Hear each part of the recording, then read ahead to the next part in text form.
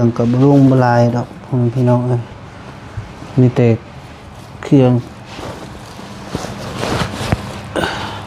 นุ่งเล็กน้อยเนาะมีอย่างลายดอก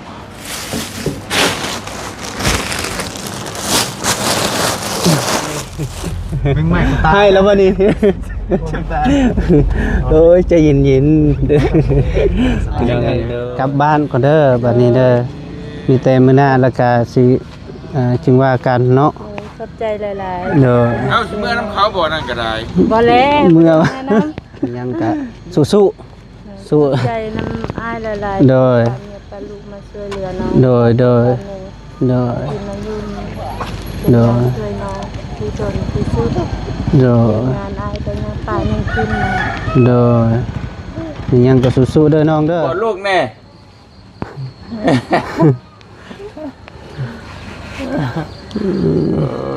กินหอดเลยเนาะ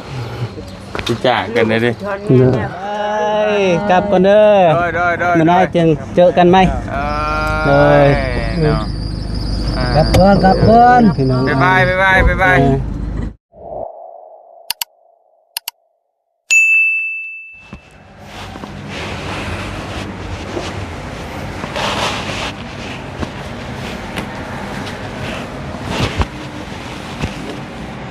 อ้าวพี่น้องเอ้ยเนาะ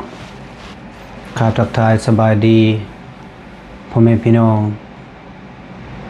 เมิดสุคนบ่ว่าอยู่ในหรืออยู่ต่างประเทศก็ยินดีต้อนรับเข้าสู่2เบาแก้วชาแนลคือเก่าพี่น้องเอ้ยเนาะพอดีตื่นเช้าขึ้นมาของวันที่25พี่น้องเอ้ยเนาะกะเบาแก้วก็จะเริ่มเก็บเครื่องเก็บของแล้วพี่น้องเอ้ยเนาะเพราะว่ากะมื้อนี้กะมื้อเดินทางกลับบ้านละเด้อพี่น้องเด้อมาสุคนแต่ว่ากะเบาแก้วก็มีแต่ภาคความคิดฮอดคิดถึงทางพ่อแม่พี่น้องและ FC แล้วก็ทางทีมงานพี่น้องเอ้ยเนาะแล้วก็ชาวเมืองลองแจ้งพ่อพี่น้องพ่อแม่พี่น้องเอ้ยเนาะพอดีเบาแก้วสิเก็บเครื่องไว้ท่าพี่น้องเอ้ยเนาะเพราะว่า7 โมงกว่าจะได้ออกเดินทางแล้วพ่อแม่พี่น้องเอ้ยเนาะทางทีมงานเบาเตียงทองเพิ่นก็สิ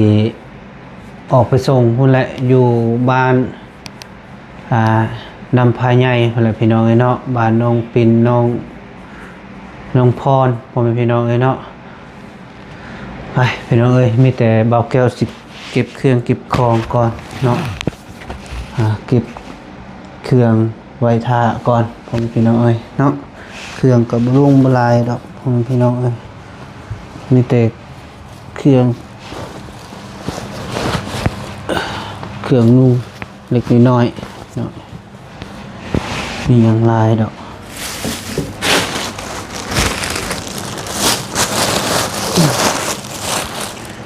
เก็บเครื่องเก็บของผมพี่น้องเอ้ย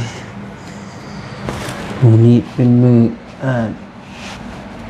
กลับบ้านแล้วยังกับพักเนื้อพักโตของพี่น้อง FC ให้ฝากกำลังใจเป็นกันเด้อ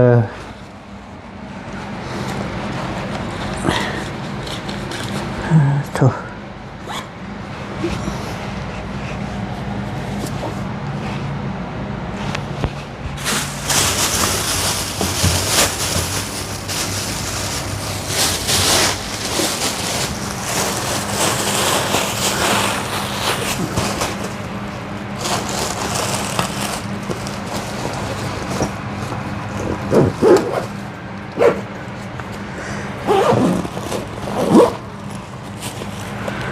ในใจก็ยังไม่อยากกลับพี่น้องเอ้ยเนาะแต่มันฮอดมื้อฮอดวันกำหนดลาพักแล้วก็ต้องไปกลับบัดนี้พี่น้องเอ้ย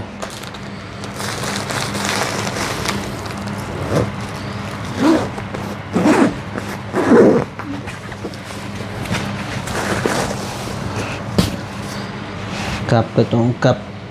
ต ตรงกำหนดเวลาที่เฮาลาพักกะละ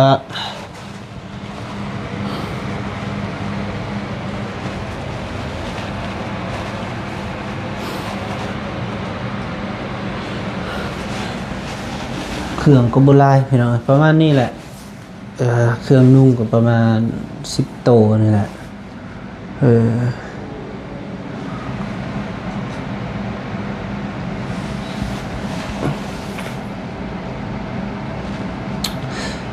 กะบอกแก้วสิสู้ๆพี่น้องเนาะมีแต่บอกแก้วคิดหนักนำเส้นทางละหลายกว่าพี่น้องเนาะเส้นทางก็คิดนับแต่เมื่อลองแจ้งไปหาปากสันที่ว่าบอกแก้วคิดหนักเพราะว่าทางมันบ่สะดวกพี่น้องเนาะที่บอกแก้วเห็นมือขึ้นมาหั่นพี่น้องเนาะถือว่าก็ยากพอสมควรก็บ่ได้หมายว่ายากทั้งยุรถอหยังบ่มีพี่น้องเนาะแต่ว่ามันก็ยากพอสมควรนั่นล่ะน้องเนาะทางแบบเพิ่นยังบ่ทันท่มนะพี่น้องเนาะแต่ว่ามันกระลุกคลิกนะทางลุกโน่นนะแต่ว่าเดี๋ยวนี้เพิ่นแปลงก็ดีเนาะถ้าว่าคันบ่ยากก็มีแต่เบ้าแก้วสิลงเมื่อละสิอัปเดตแนวทางพี่น้องเด้อสิถ่ายสิอัดคลิปไปพี่น้องๆมาสุขูสุคนให้ได้เข้ารับชมรับเบิ่งล่ะพี่น้องเนาะแล้วก็สิเมื่อพุ่นแหละมื้อนี้ก็ยังบ่ทันฮู้ว่าสิเมื่อฮอดไสพี่น้องเนาะยังบ่ทันฮู้ว่าประกันเรื่องการเดินทางก็รถนี่แหละพี่น้องเนาะสิเป็นจังไดเนาะสิประกันแนวใดก็ยังบ่ฮู้ผมพี่น้องเนาะ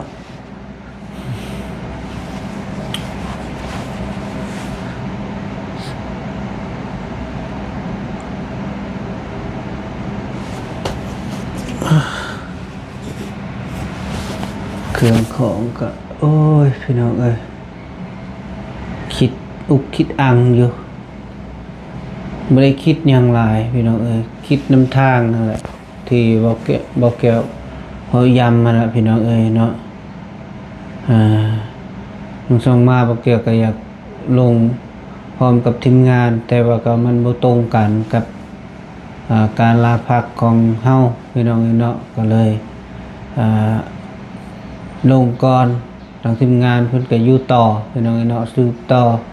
การเฮ็ดเวียกเฮ็ดงานสืบต่อภารกิจพี่น้องเนาะก็คือเฮ็ดเฮือนให้น้องพรให้มันสำเร็จเสร็จสิ้นแล้วก็จึงค่อยลงทางทีมงานเพิ่นก็ได้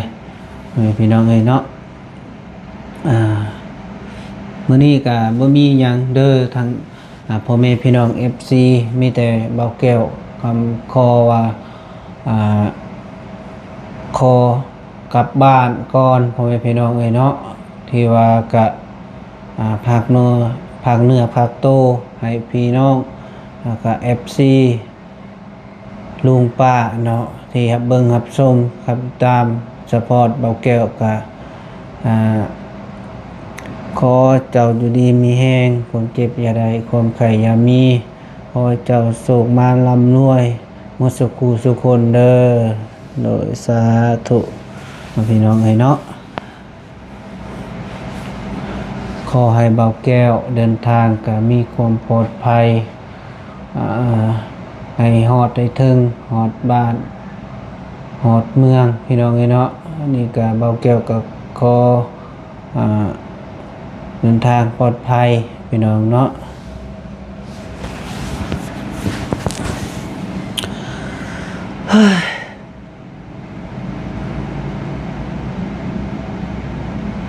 ที่ว่าก็มื้อนี้ก็บอกแก้วก็สิได้คุยกับทีมงานเล็กๆน้อยๆพี่น้องเนาะแล้วก็เพิ่นแหละไปเจออยู่บ้านน้องปิ่นเพิ่นแหละน้องพรพี่น้องเนาะ ว่าสิเอาเครื่องขึ้นรถขึ้นรางแล้วก็พุ่นแหละไปเจออยู่พุ่นละพี่น้องเอ้ยเนาะแบบไปชมแล้วก็มีหยังกับพากบอกแก้วแน่พี่น้องเอ้ยเนาะแต่บอกแก้วก็ขอบ่ให้มีความคอมเมนต์ว่ากับดราม่าพี่น้องเอ้ยเนาะอันนี้บอกแก้วคอเลยเพราะว่าบอกแก้วก็บ่แม่นว่าตั้งใจลางานแบบพื้นดื้ออยากงานบ่แล้วแล้วก็ลงก่อนพี่น้องเอ้ยเนาะกลับก่อนบ่แม่นเนาะพี่น้องเอ้ยเนาะอันนี้คือว่าความจำเป็นนี่รีรอและพี่น้องเอ้ยเนาะเพราะว่าการลาพักก็10มื้อก็ฮอดมื้อฮอดยามเฮาก็ต้องได้กลับได้ลงพี่น้องเอ้ยเนาะต้องมาเฮ็ดหน้าที่ให้อยู่พุ่นแหละพี่น้องเอ้ยเนาะเฮ็ดตามหน้าที่ของบ่เกี่ยวเฮ็ดนั่นแหละแต่ว่าก็มื้อหน้ามื้อในถ้าว่ามีเวลาเนาะก็จึงเพาะกันอยู่ที่เมืองลงแจ้งอีกคือเก่าพี่น้องเนาะถ้าว่าอายุมันคนยืนก็สิได้กลับขึ้นมายามทางพี่น้องทางเมืองลงแจ้งเด้อพ่อแม่พี่น้องเนาะทาง FC ก็ภาคเหนือภาคใต้เด้อบัดนี้มีแต่ไปหับไปชมอยู่บ้านน้องปินน้องพรเด้อพ่อแม่พี่น้องเนาะวันนี้ก็มื้อที่บ่าวแก้วกลับบ้านที่แท้จริงเลยพี่น้องเนาะเลยเอาพี่น้องเนาะพอดีบ่าวแก้วก็เดินทางออกเมื่อแล้วเด้อพี่น้องเด้อของบ่าวเตียงเพิ่นก็ออกไปส่งอยู่บ้านน้องปินน้องพรพุ่นแหละพี่น้องเอ้ยเนาะ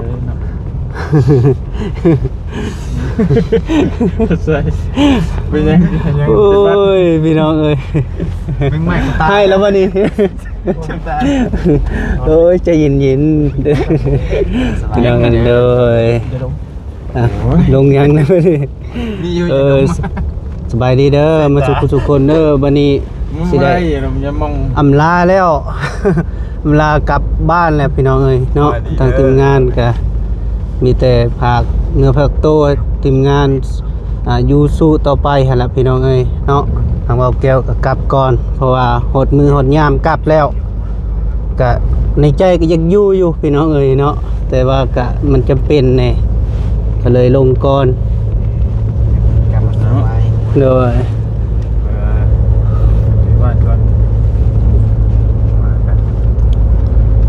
ก็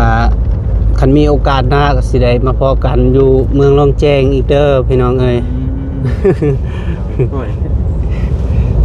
สิยังมีอยู่บ่จักเลยเลยเนาะบ่อยากว่าเป็นก่อนนึงนะเลยไปพี่น้องไปเจอกันพวกอยู่บ้านน้องปินน้องพรพุ่นแหละพี่น้องเอ้ยเนาะไปพี่น้องเอ้ยพอดีมาฮอดบ้านน้องปินแล้วพ่อแม่พี่น้องเนาะบ่าวแก้วกำลังเอาเครื่องก่อนพี่น้องเอ้ยเนาะโธ่เอารถทันใดนี่แหละพี่น้องเอ้ยสิกลับโดยสบายดีเด้อโดยอ้ายสิได้กลับบ้านก่อนเด้อบัดนี้เด้อมีแต่มื้อหน้าแล้วก็สิจึงว่ากันเนาะขอบใจหลายๆเด้อเอาสิเมื่อน้ำเขาบ่นั่นก็ได้บ่แล้วเมื่อกับเมื่อบ่เมื่อแล้วสิมาส่งอีกวะ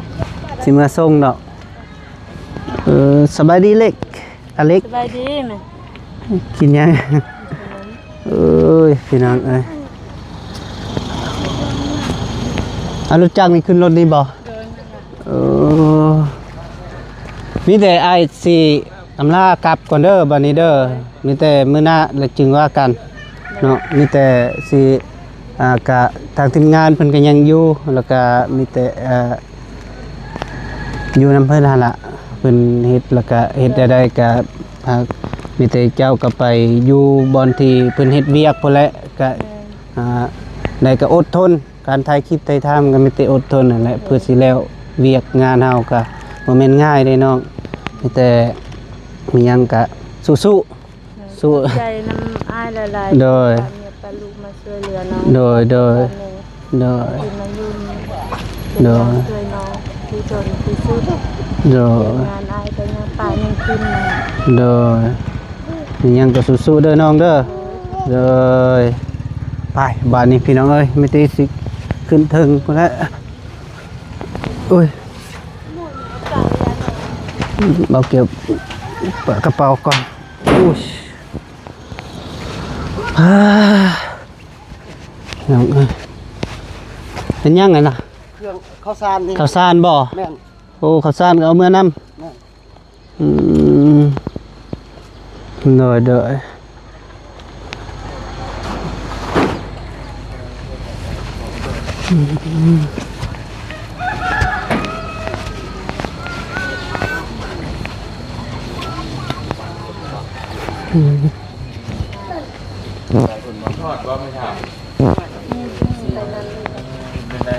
ไปแต่ง กดแล้วนี่กดนะกดลูกแน่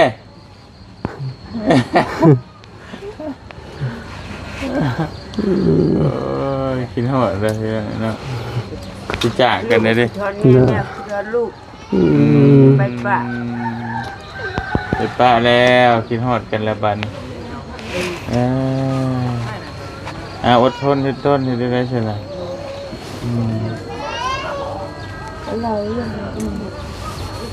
เราหน่อยยัง เคยอยู่น้ำกันมาเนาะจากกันโอ้ย อันมันบ่เกิดลูกให้มันบ่มาฮอดแล้วน้ำเฮาเกิดลูกใหญ่กูสิมาฮอดน้ำแม่ ลูกมันได้5-6 เดือนอะไรจะมาฮอดทีเพราะลูกน้อยเราก็สิอยากให้เราเด่น เมื่อคลอดลูกคลอดเต้าลูกใหญ่เลยจึงมาเยี่ยมมายามเนาะ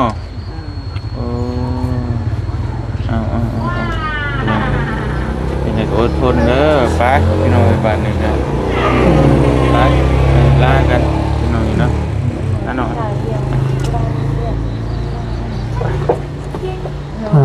โซ่เครื่อง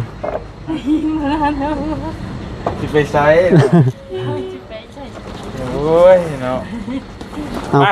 ให้ไทยเราหัวแน่เราสิมาปะน้องนั่นน่ะให้ไทยเราหัวแน่ ขายเลยกูจะเองหน้า ฮะลายเติบอยู่กล่อง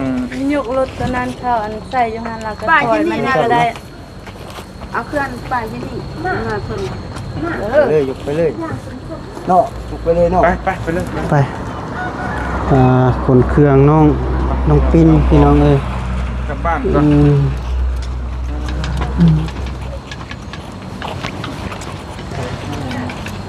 ไปแล้วบ่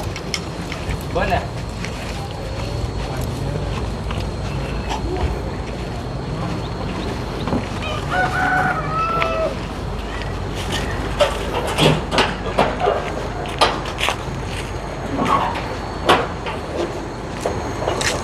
ซ้ำใช่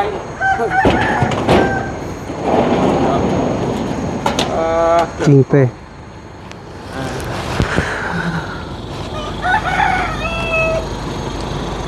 รถนี่ต้องในมัดเลยเนาะ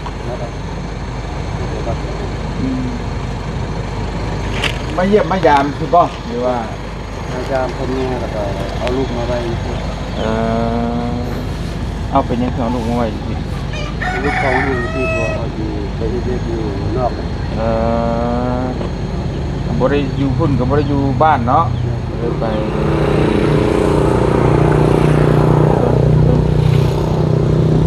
ว่านนี่เห็นบางเตียงไรสด บ่ พวกเราตามตลอดเห็นบางเตียงไรสดว่าอ้าวลูกเอ้ยอันเห็นบางเตียงไรสดอันไปจิตทรงอันเมียเขาละ ไม่ตัวหนึ่งบ่เปิด เอา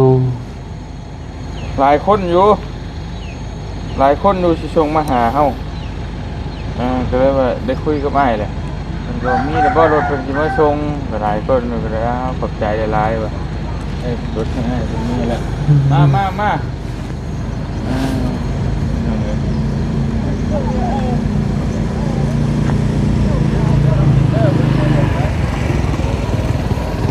นี่รถจักรนี่ให้ผู้กองขี่เมื่อออกมา ทางใหญ่ ได้เห็นจันนะ เออ ได้แต่ว่า แห่งไว ขึ้นไวกว่าตัวนี้อีกตัว อ่ะ เนาะมา ที่เอารถขึ้นบานี่พี่น้องเอ้ยเนาะ ได้ส่งมาอีกก้อนเลยส่งมาทางไหน ไปตู้เด็กเอาเด็กอยู่ข้างหลังนะว่าตัวหนึ่งนะอีก ส่งละลายเลย นั่นแหละ ขึ้นทั้งหมด ว่านกขึ้นกันจับโชคสองค่ะ ก็ดิมือก็ โอ ได้ เค ลุก ไปขึ้นมันขึ้นเถอะ เอาวางเลย หนึ่งสองสามปึ๊บยังมีเกี่ยว กูเลยลูกหัว น้ำมันเกี่ยว น้ำ น้ ลายรถใส่รถ มันกว้างจนแบบว่าเด็กสิป้าไปใส่นะรถบนเตียงนี่เอาขึ้นพอดีเป๊ะเลยมันแบบกว้างเงี้ยนะพี่น้องไปได้เนาะมันเดี๋ยวไอ้เนาะรถนี่พอขึ้นโน่นแล้วมันบืนโค้บโน่นน่ะบุเป็นยัง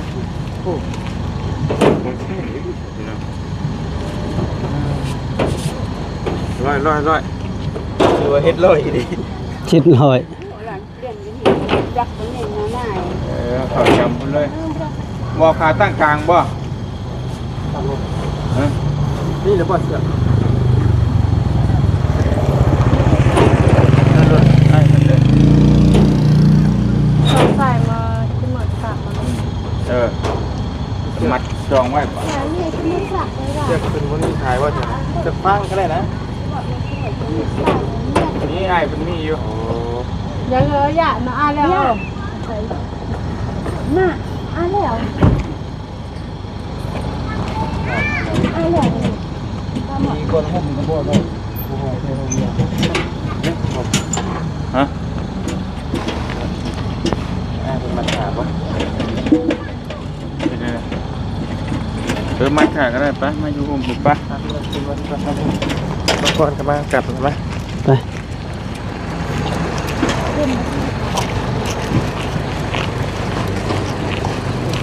วัดต้นโพเยอะ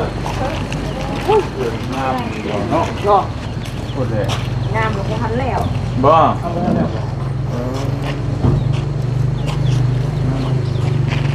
นั่งเลยพูดปะมาพี่ก็ได้มาพี่ผู้กองเอ้ยโอ้ยเนาะเจ้าจะไปใช้เจ้า พัชรีลา อาหารตั้งเอาปะนี่ยังบอกกันนี่บ่สองคน นั่นเลยบอกกันเพื่อนกันบอกกัน กันมียัง เนื้อกับเนื้อเพื่อน บ่ กลับกันนะค่อยได้พี่น้อยจักยามใดที่ได้เจอกันเนาะ บอกลากัน ดุนเด้ พังดุ ลำละล บอกดู ลาวเนี่ยเนาะ บอกภาษาลาวเด้อบ่ฮู้นำเด้อ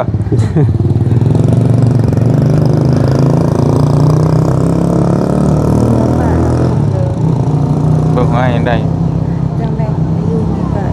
สู้ๆคือกันก็ต้องทุกใจสู้ๆคือกันมีแต่ทำสู้ๆนะ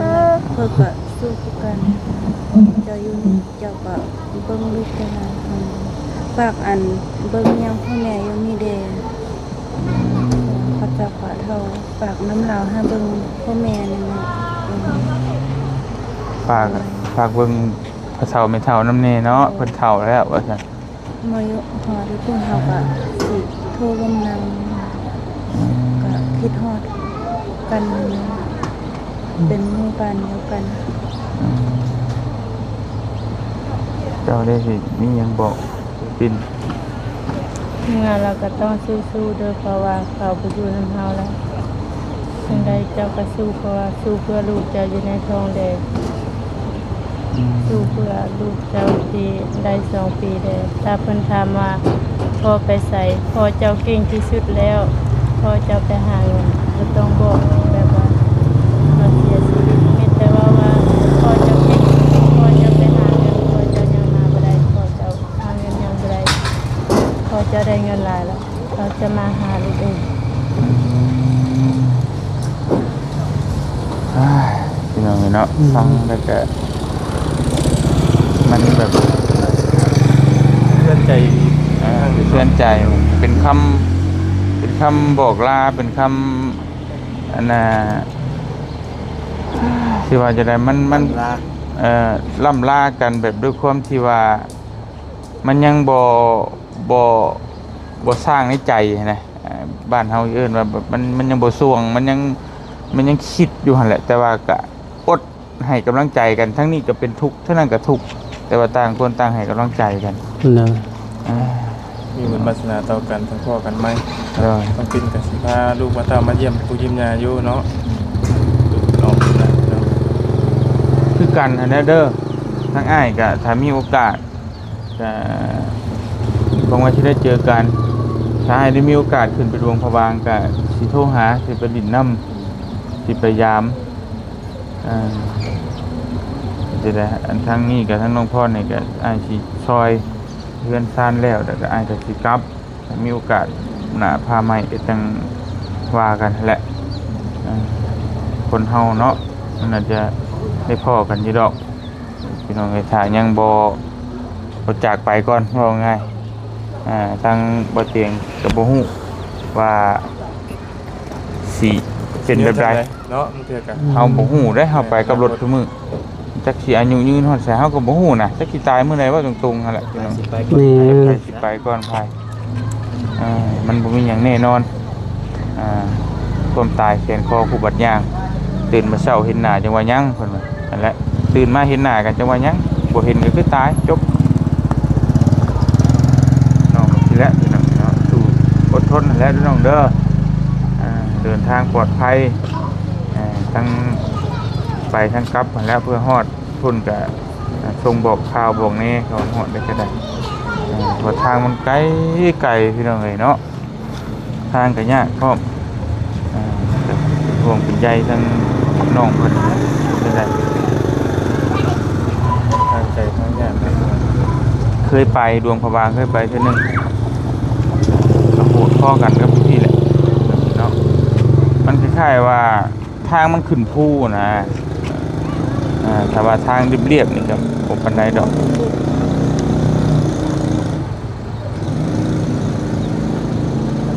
ผู้กองเฮาแล้วผู้กองเฮาก็เด้อ โดย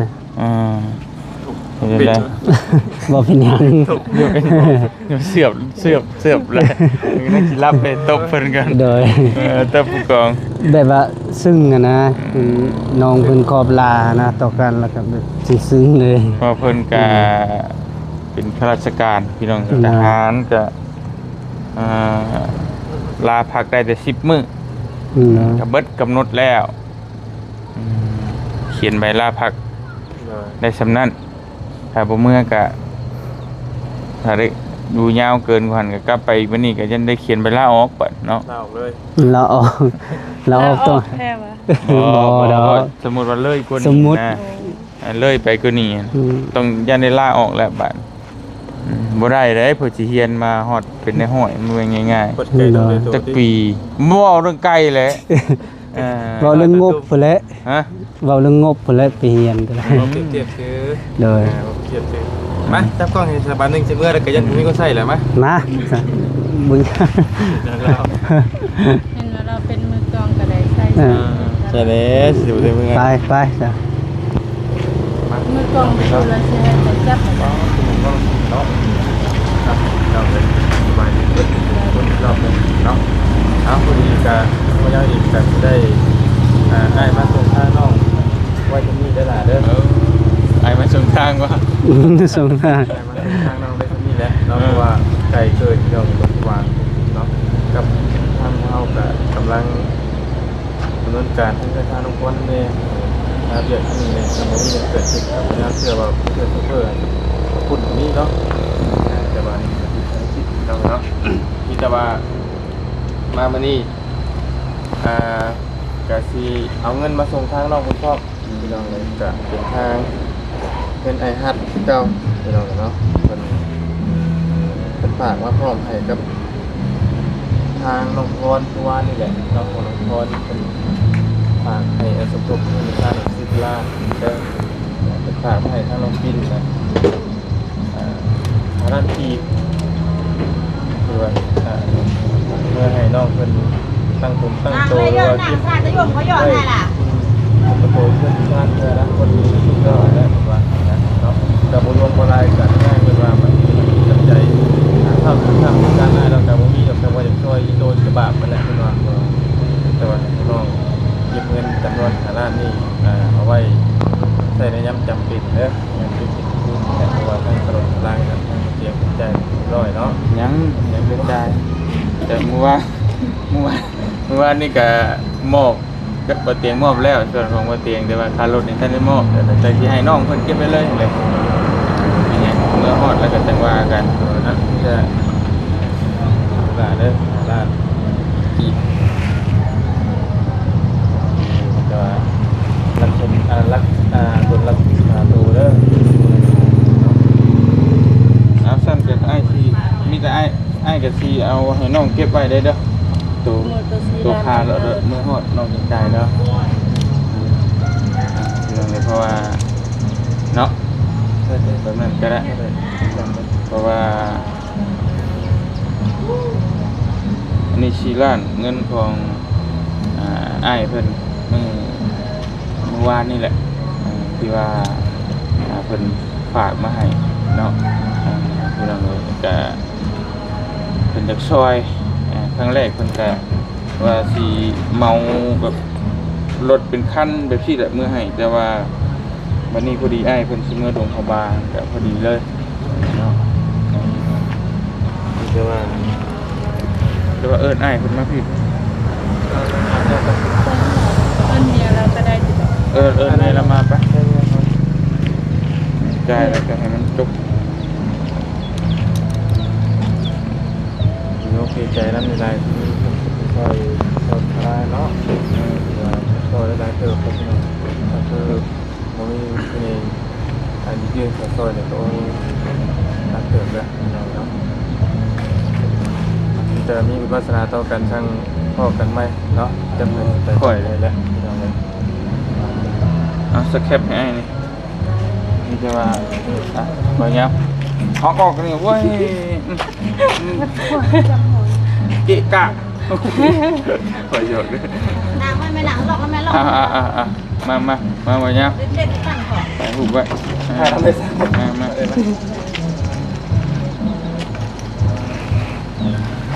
เอามีแต่อันนี้เงินค่ารถเด้อสบายดีด้วยเด้อโดยคนดวงพะบางบ่จ้ะโอ้เอานับเบิ่งก่อน ไป นับเรือละเจ็ด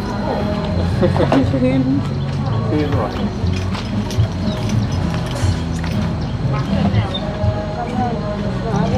ผู้นี้ก็สิพาไปคือกัน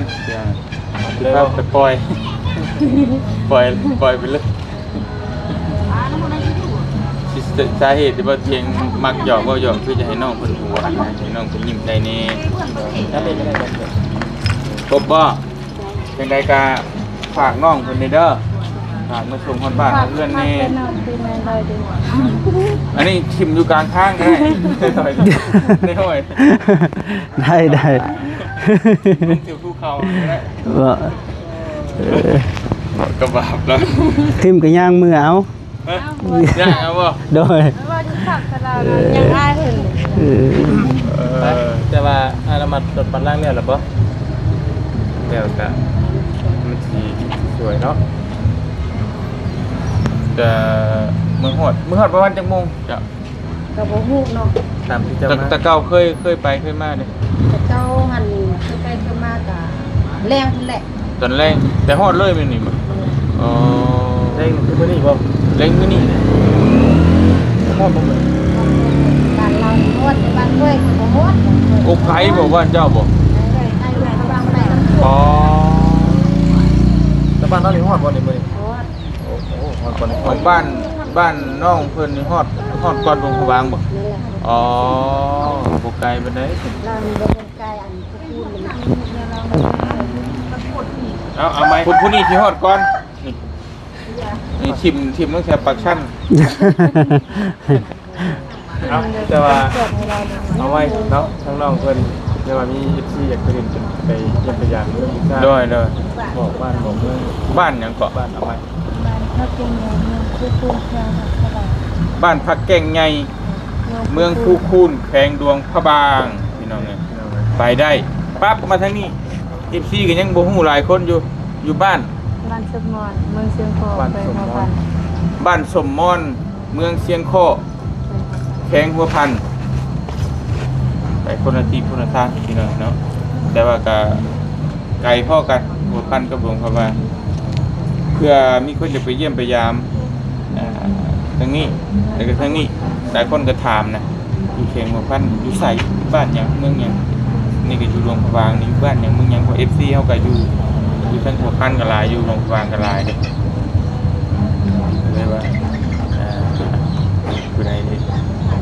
มีโอกาสไปทางนั้นก็เยี่ยมยามน้องเพิ่นเนาะน้องเพิ่นก็กำลังท้องกำลังใส่เป็นห่วงพี่น้องเป็นจังได๋ ได้ปองได้แล้วบ่เตียงกระท่อมเนี่ยชามเดือนกันว่าแล้วแม่ สายตามีเลสไรอย่ามองพี่แบบนั้นสิค่อยเลยเนาะพี่น้องกำลังแบบว่าดื่มเลยกันเนาะกำลังดื่มนะ มาเปลี่ยออกมาอมเนื้อลงก็อุ่นออกเปิดซื้อไข่ อันบ่เตียงบ่ได้เด็กไป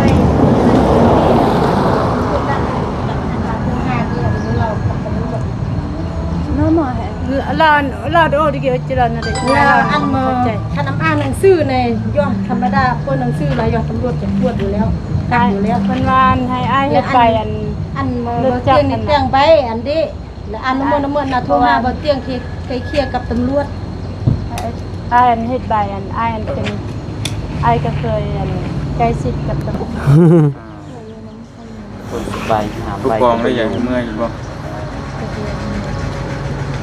มือใหญ่เมื่อก็ต้องรีมือ ใจตาก็ไป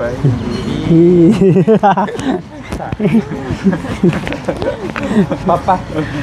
ไปบานนี้พี่น้องเอ้ยกลับก่อนเด้อสุขสุขคนด้วยมีหยังกะสู้ๆต่อ เลยนี่ผู้กอง ๆเลย กินบ่ได้เลย โอ้ยเนาะ วันที่เราคอยว่า ไป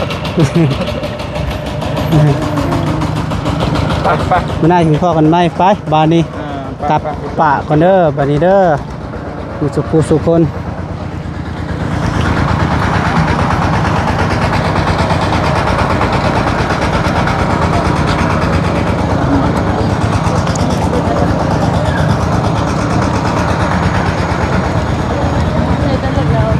นี่แอนผู้กองนั่งนี่เพิ่นว่า นั่งน้องนี่บ่ได้ ตายเลยนอนเลย แห้งคักเลยนี่ฮะ เอาสาดมาปูนี่นอนนี่เลย เสื้อก็ได้เสื้อรถเพิ่น เลยออกแล้วสะเอ็ดอกเอ็ด บาง ไปบานนี้เด้อ เดินทางปลอดภัยเด้อ โดย อยู่ดีมีแห้ง มีมุสุคนโดยเดี๋ยวไอ้ายเซเอาเขาเอง เอาเข้าไปใน โดยได้โอ้ยหิวเองก็ได้นะ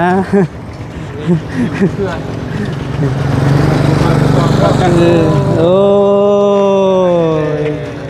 เอาแล้วไป ให้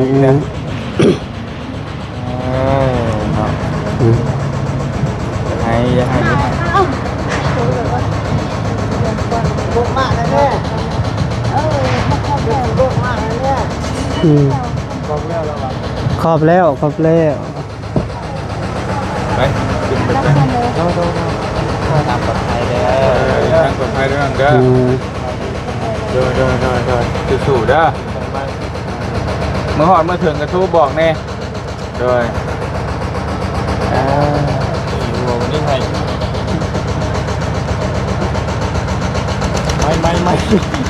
ไม่ เอามือเลยรอด เลยเอาเมื่อเลย เออ เพราะมีทหารมาทำอยู่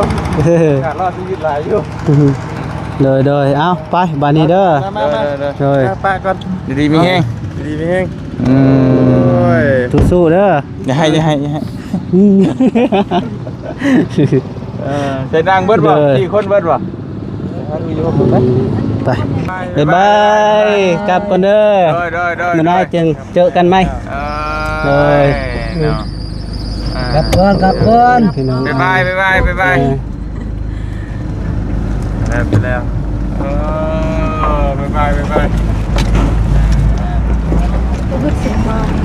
พี่น้องเอ้ยเนาะไปบานนี้เดินทางแล้วพ่อพี่น้องเอ้ยเนาะคลิปนี้กับเบาแก้วกับสิได้จบคลิปปิดคลิปสะก่อนพ่อแม่พี่น้องขออยู่ดีมีแห้งขอให้แข็งให้จิบให้จนอย่าใครเดือดจนโชคมานร่ำรวยโดยบ๊ายบายเด้อ